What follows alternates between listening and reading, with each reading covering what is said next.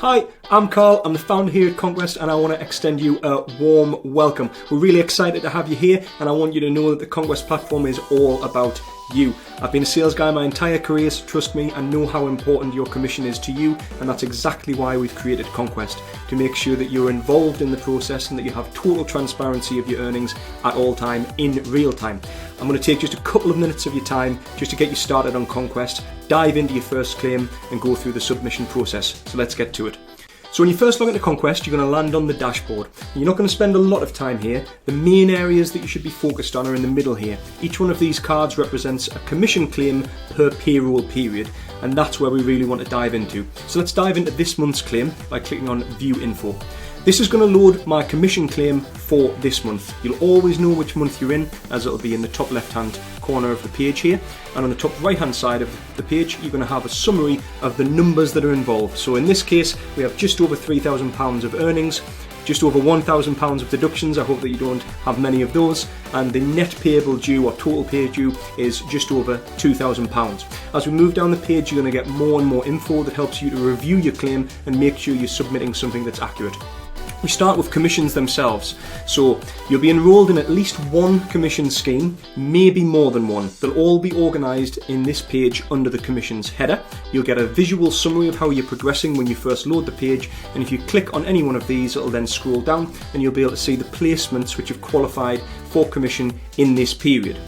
If when you load this it ever looks like there's one or more placements that are missing, the first thing you should do is click on this estimates button here. When you do so, if any deals appear, you may see something like this, an unconfirmed deal. Speak to your system administrator and they'll be able to explain to you exactly why this is. It will be something to do with your timesheet or CRM system setup, probably with a status there that just needs to be updated, but if you speak to your system administrator they will be able to give you the exact details. And you'll have the same thing on each scheme that you are enrolled in, where you can view all of the detail to make sure nothing's missing, everything looks accurate, and that you're submitting an accurate and up-to-date claim. And then we move on to the further sections here, one for deductions. Again, I hope that this doesn't happen very often to you, but they do happen, and when they do, they'll be here. The good news is that you never get a surprise.